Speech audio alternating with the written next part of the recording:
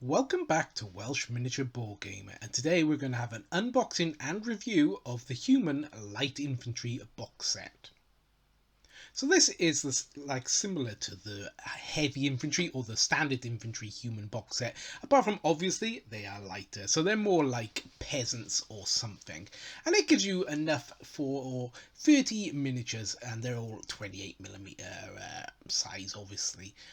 Now, I got this from Firestorm Games and it was £22.50, so it was a really good price when you think there's 30 miniatures in here. That's less than £1 per miniature, which, is very hard to beat.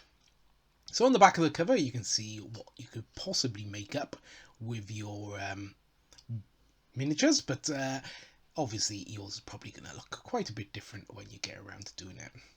So I'd say these aren't sort of light infantry as in like a rabble, which would be more like the light goblins. They're very sort of slavey. They've even got the manacles on their wrists, etc. I would say these are more like sort of merchant class, middle class, conscripts.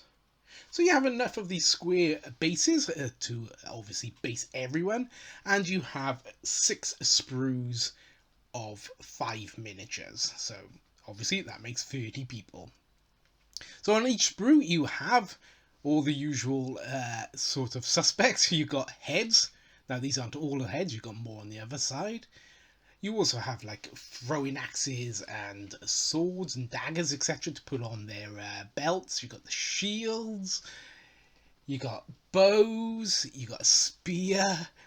I quite like that they've got some arms that are actually holding on to the arrows, so they're getting ready to loose them, etc., which is kind of cool.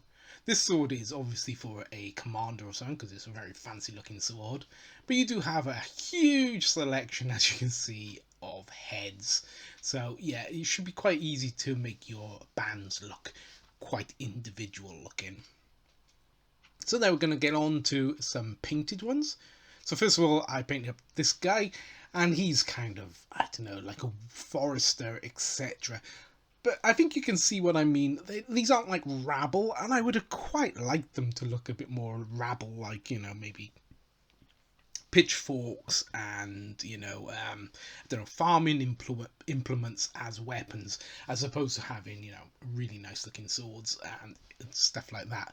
But, for what they are, I think they like merchant class type, miniatures. They do look nice. They're not quite so scabby peasant as maybe I would have liked them.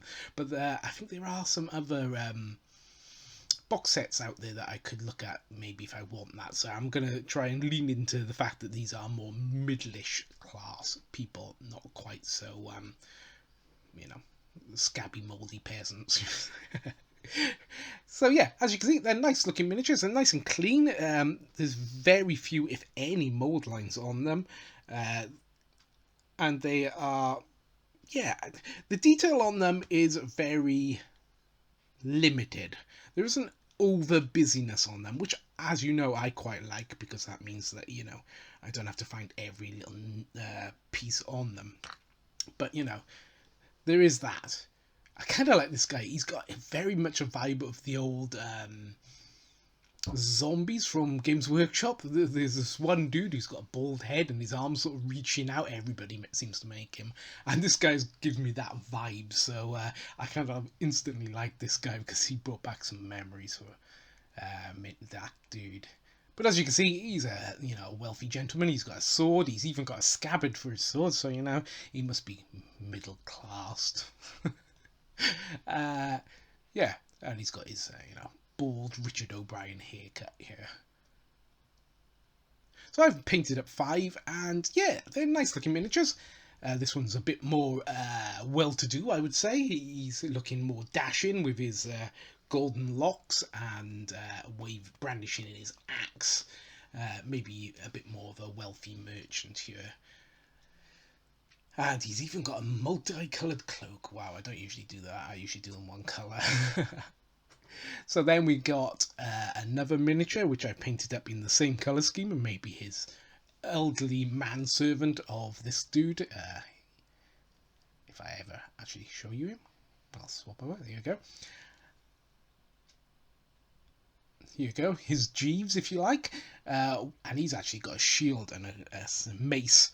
So yeah, I think, you know, he looks pretty cool, and I think he will go as a manservant to the previous miniature I showed you. Yeah, make up a little story for him. Always makes it more heartfelt when they die horribly in your games. I like the way that the leather is sort of peeling off his shield here. That's a nice little touch, you know. It's sort of flapped over, and it's sort of like, you know, once upon a time this man was a soldier, but you know, he has seen better days, and so is his equipment. So all in all, yeah, I like these miniatures. I think they got a simple sculpt about them. They're not too detailed. They're not difficult to paint. Maybe a little bit too little detail, but I don't know. Maybe not. The body types are all a bit too similar, maybe. You know, they all look very similar, even for like a multi-part kit. But all in all, I think they're a nice looking kit, and I would recommend it, especially for that sort of kit bashing side, which later on this month I will be, of course, putting out a video of me kit bashing them and seeing what I can do, mixing them up with other box sets on the market. So until then, it's going to be goodbye from me, a Welsh miniature board gamer.